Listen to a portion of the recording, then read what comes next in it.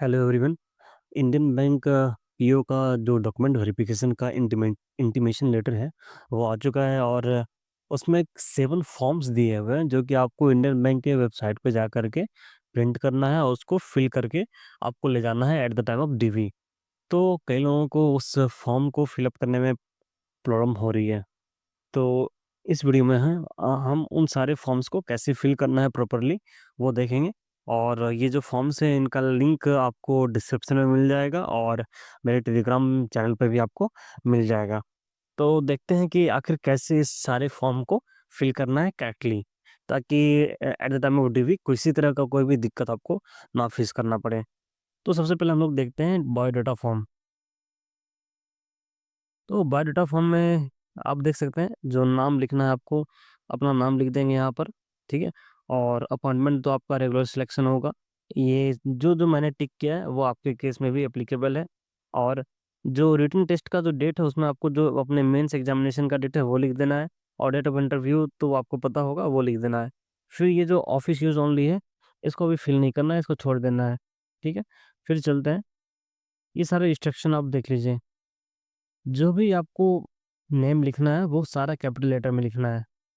तो यहाँ पर भी जो हमने नेम लिखा है ये भी आपको कैपिटल लेटर में ही होना चाहिए। ठीक है, ये कैपिटल लेटर में होना चाहिए। फिर जहाँ भी आपको अगर डेट मेंशन करना है तो दैट शुड बी DDMYY, यानी कि डेट, मंथ और फिर ईयर, जो आपको यहाँ पर फॉर्मेट दिया हुआ है। ठीक है। और जहाँ पर सर्कल है वहाँ पे आपको टिक करना है। ऐसा नहीं है कि सर्कल को आपको रंगना है। ठीक है, रंगना नहीं है सर्कल को। ओके। फिर ये 7 नंबर पॉइंट्स में ये आपको बोल रहा है कि जो भी आपके पास कास्ट सर्टिफिकेट है, चाहे SC सर्टिफिकेट हो, ST OBC हो, that should be attested by self, यानी अपना खुद का सिग्नेचर उस पर करना है। As well as by gazetted officer, किसी गेजेटेड ऑफिसर से भी अटेस्ट उसको करवाना है। ठीक है। तो ऑलरेडी उस पर गेजेटेड ऑफिसर से ही बन करके आता है तो ऑलरेडी उसका साइन तो रहता ही है। सिर्फ उस पर सेल्फ अटेस्टमेंट आपको कर देना है। और अगर आप चाहें तो किसी अदर ऑफिसर से आप उस पर साइन भी करवा सकते हैं ना। अब यहाँ पर देखते हैं पे check list of documents certificates to be submitted. तो ये सारा आप देख सकते हैं कि जो SC ST OBC के लिए है उसको कास्ट सर्टिफिकेट चाहिए और डिक्लेरेशन फॉर्म चाहिए। तो कास्ट सर्टिफिकेट तो आप लोगों के पास होगा ही, और डिक्लेरेशन फॉर्म वही हो गया जो कि OBC NCL का फॉर्म होता है। OBC NCL का जो सर्टिफिकेट होता है and that will be of central level. जो एक्स सर्विसमैन है उनको लिए चाहिए डिस्चार्ज सर्टिफिकेट। और उन लोगों के पास उसके पेंशन का आता है PPO। तो PPO का कॉपी भी चाहिए। और ये सारे आप देख लीजिएगा। और एड्रेस प्रूफ के लिए यहाँ पर जो आपको दिया हुआ है, passport copy, voter ID, ration card, driving licence, कुछ भी चलेगा। ठीक है। और अगर कोई मैरिड है तो और उ, उस उसकी वाइफ अगर इंडियन बैंक में है या दूसरे बैंक में है तो एम्प्लॉयर का सर्टिफिकेट चाहिए होगा रिगार्डिंग की she is working in this bank और दैट बैंक। फिर आते हैं इस पेज पर जहाँ मास्टर डेटा कलेक्शन। इसमें जैसे जैसे फिल किया मैंने वैसे वैसे आप फिल कर दीजिए। फिर मैरिटल स्टेटस में अपने हिसाब से देख लीजिएगा। ठीक है। नंबर ऑफ चिल्ड्रन और फिर डिपेंडेंट। डिपेंडेंट का जो क्लाउज है वो क्या होता है कि बहुत सारे बैंक में ये होता है कि अगर कोई भी फैमिली मेम्बर जिस जो कि क्लोज रिलेटिव हो आपका, लाइक ब्रदर, सिस्टर, डॉटर, सन और आपके मदर, फादर, तो अगर इनका मंथली इनकम 18,000 से कम है या अप टू 18,000 रुपये है तो ये आपके डिपेंडेंट में आ सकते हैं। ठीक है। और ये जो कंडीशन है ऑफ डिपेंडेंट का ये वेरी कर सकता है फ्रॉम बैंक टू बैंक। तो आप इस चीज़ को फिल करने के पहले आप इसको ब्लैंक छोड़ दीजिएगा। इस चीज़ को आप at the time of DV पूछ लीजिएगा वहाँ पर अपने ऑफिशियल से कि डिपेंडेंट का क्लाउज क्या है यहाँ पर। फिर लैंग्वेजेस में जो जो लैंग्वेजेस मुझे पता है, हिंदी, इंग्लिश, वो लिख दिया है। फिर यहाँ पर आपका ये सब तो इजी है, आप फिल कर सकते हैं। और फिर बॉन्ड डेट, जो आप सिक्योरिटी बनाएंगे, सॉरी, जो आप बॉन्ड बनाएंगे, ठीक है, इंडेमनिटी बॉन्ड, उस वो जिस डेट का होगा उस डेट का यहाँ पे मेंशन करेंगे, ठीक है। और बॉन्ड पीरियड तो आपका 2 साल का होगा, बॉन्ड अमाउंट तो 2 लाख रुपए का होगा, ठीक है।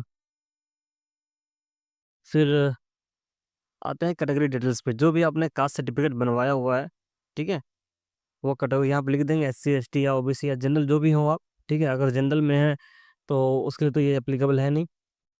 और कास्ट सर्टिफिकेट किसके द्वारा इशू किया गया है, वो आपके OBC NCL में लिखा होगा, ठीक है। रेवेन्यू ऑफिसर हो या SDO हो या DM हो, डेट ऑफ इशू यहाँ पर मेंशन कर देंगे।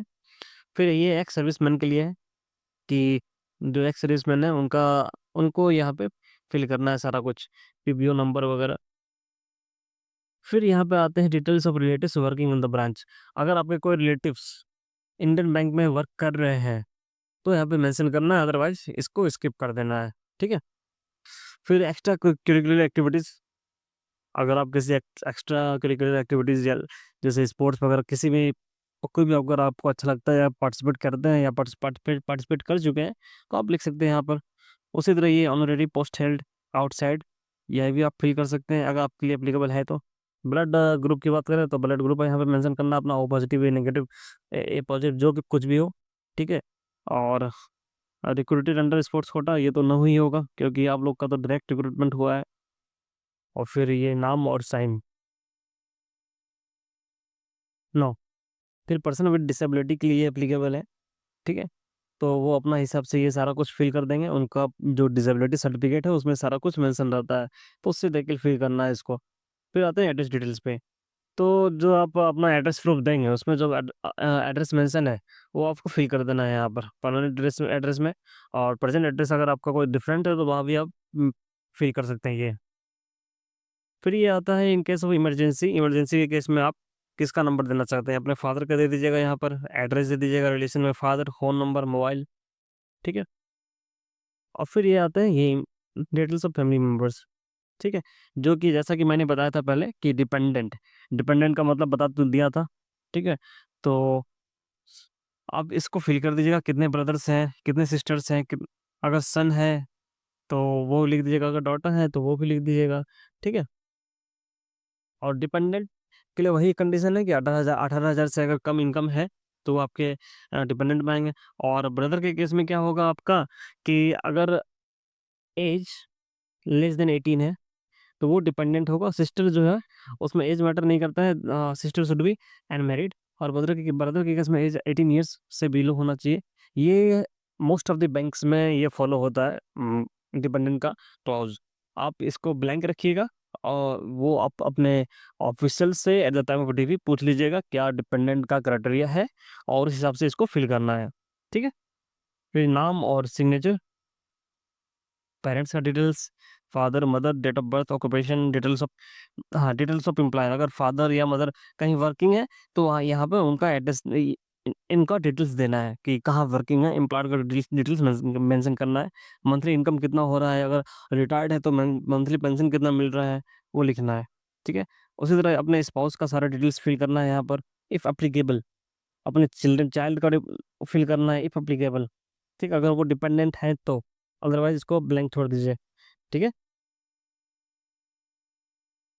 और अगर स्पाउस से इंडियन बैंक में वर्क कर रही है तो SR नंबर, पोस्ट डिजिग्नेशन जो भी हो, तो ये सब देख लीजिएगा आप। अब फिर चलते हैं एजुकेशनल क्वालिफिकेशन पर। एजुकेशन क्वालिफिकेशन यानी कि 10th 12th और आपका ग्रेजुएशन, तीनों का डिटेल्स आपको यहाँ पर मेंशन करना है। तो जो जो इसमें मेंशन लिखा हुआ है वो आप फिल कर दीजिए, इसमें कोई भी डाउट नहीं है, ठीक है। और PG डॉक्टरेट अगर कोई भी डिग्री आपने ले रखा है तो वो फिल कर दीजिए। JIB CIB तो आई थिंक कि मोस्ट ऑफ द कैंडिडेट्स नहीं किए होंगे, और JIB CIB वही किए होंगे जो कि ऑलरेडी किसी अदर बैंक में वर्क कर रहे हों और वहाँ से रिजाइन दे करके इसमें आ रहे हों, ठीक है। तो वो अपना उस हिसाब से फिल कर दीजिएगा इन सारी चीज़ों को। और अगर कोई भी अपने वोकेशनल कोर्स कर रखा है, ठीक है, शॉर्ट टाइम डिप्लोमा या PG डिप्लोमा कुछ भी, तो आप यहाँ फिल कर सकते हैं। और ये है डिटेल्स ऑफ प्रीवियस एम्प्लॉयमेंट। अगर आप पहले कहीं काम कर रहे हैं या काम कर चुके हैं, ठीक है, तो इसको फिल करना बहुत ही ज़रूरी है। ये आप फिल कर दीजिएगा सारा कुछ इसमें।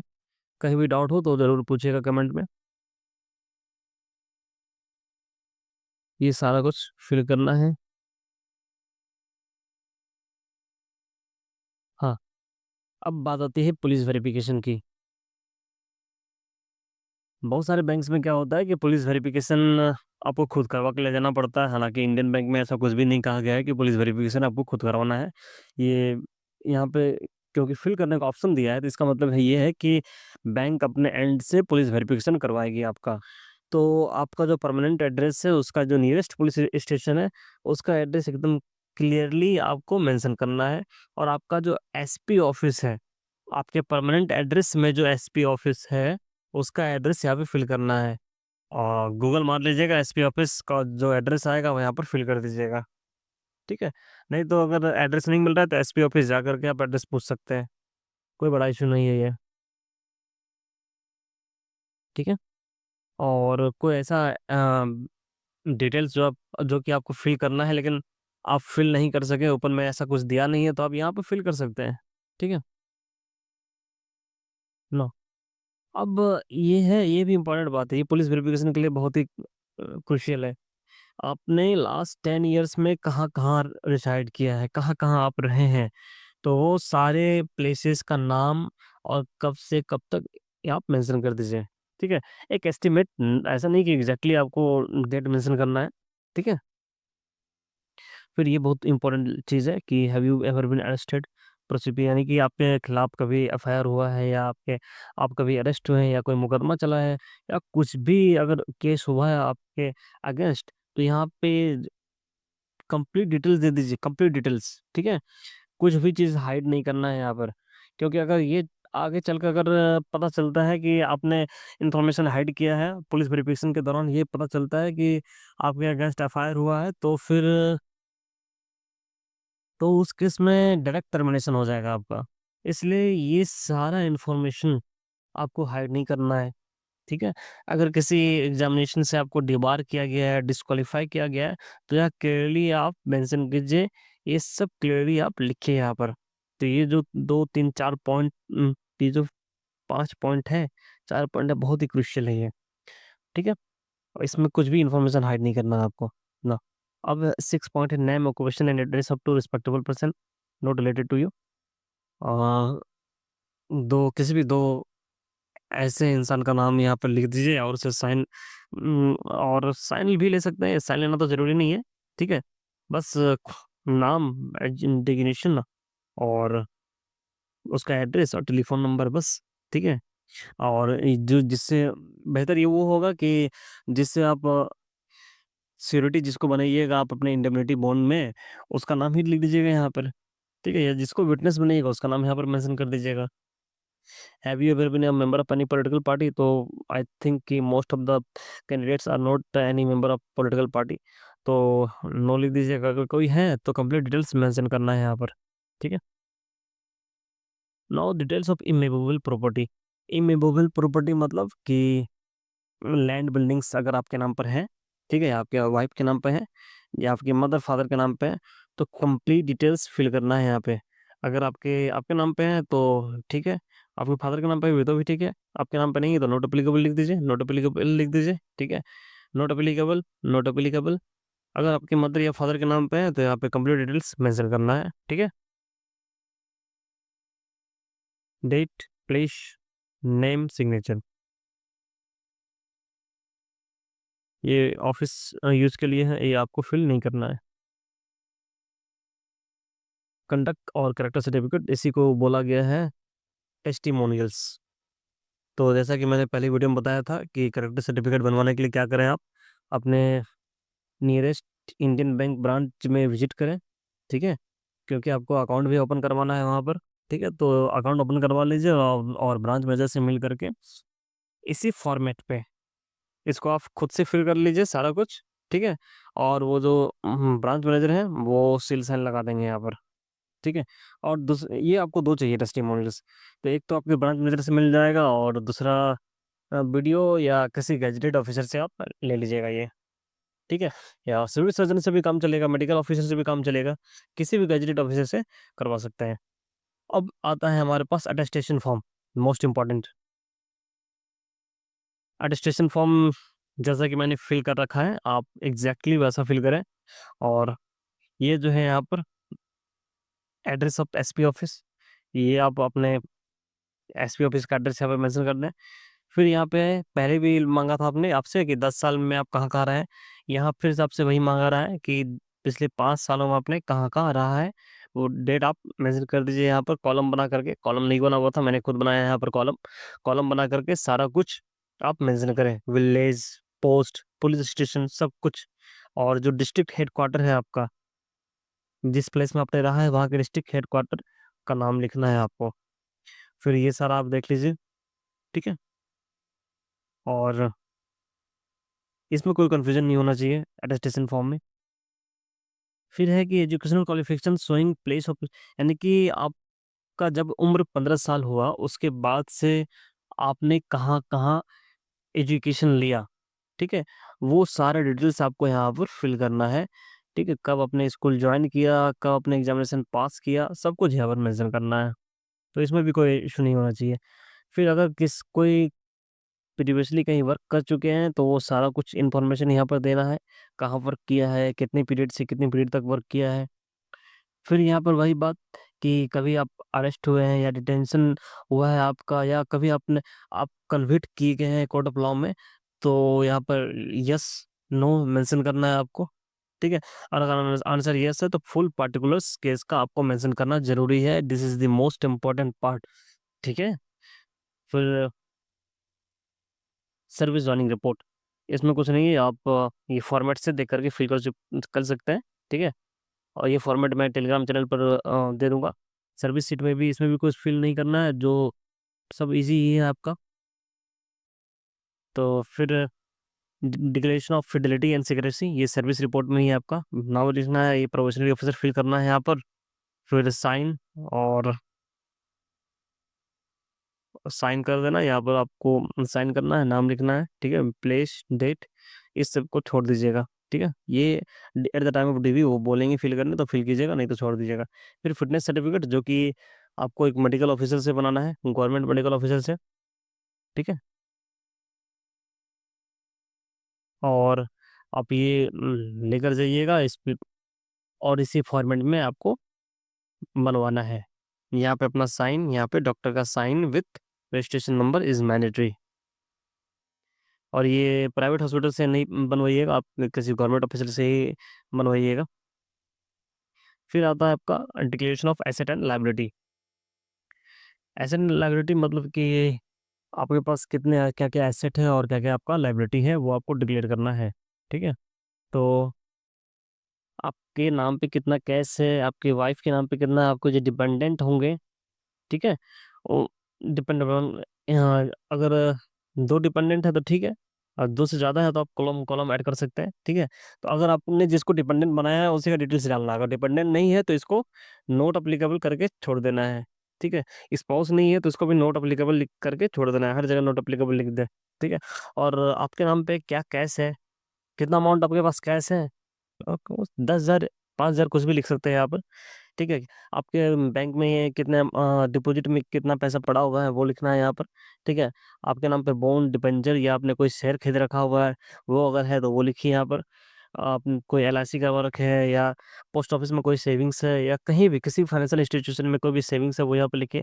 आपके पास अगर फोर व्हीलर या टू व्हीलर आपके नाम पे है तो यहाँ पे लिखिए यहाँ पर, ठीक है? कंप्लीट डिटेल्स, और कंप्लीट डिटेल्स विथ वैल्यू, और ज्वेलरी अगर आपके नाम पे है तो सारा लिख दीजिए यहाँ पर, वेट वैल्यू कितना है, ठीक है?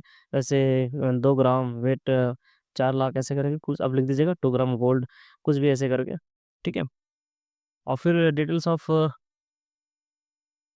इमूवेबल एसेट, पहले ही भी आपने फिल किया था, जैसे लैंड वगैरह आपके नाम पर अगर है, लैंड बिल्डिंग, तो उसका डिटेल्स यहाँ पर कंप्लीट देना है, ठीक है? आपके नाम पे है तो ठीक है, नहीं है आपके नाम पे नॉट एप्लीकेबल लिखिए। स्पाउस के नाम पे है ठीक है, लिख दी डिटेल्स, नहीं है तो नॉट एप्लीकेबल लिख दीजिए, ठीक है? उसी तरह इसको फिल करना है। इसमें कुछ भी नहीं है, अगर ये अपने आ, आपके पास तो होगा नहीं आपके नाम पर, तो अपने पेरेंट्स से पूछ लीजिएगा, ठीक है? तो क्या लोकेशन है, क्या सर्वे नंबर है, ये सारा कुछ यहाँ पर आपको मेंशन करना है। फिर अगर आपके नाम पे कोई लोन है, किसी बैंक से या किसी फाइनेंशियल इंस्टीट्यूशन से, या गवर्नमेंट का कोई ड्यूज़ है, ठीक है? या कोई भी अदर ड्यूज़ है तो यहाँ पे मेंशन करें, ठीक है? फिर पैन नंबर, बाकी सारे डिटेल्स मेंशन करें यहाँ पे। तो ये रहा पूरा फॉर्म का कंप्लीट डिटेल्स कैसे फिल करना है। किसी भी तरह का आपको दिक्कत हो तो वो कमेंट करें, ठीक है? और फिर मिलते हैं नेक्स्ट वीडियो में।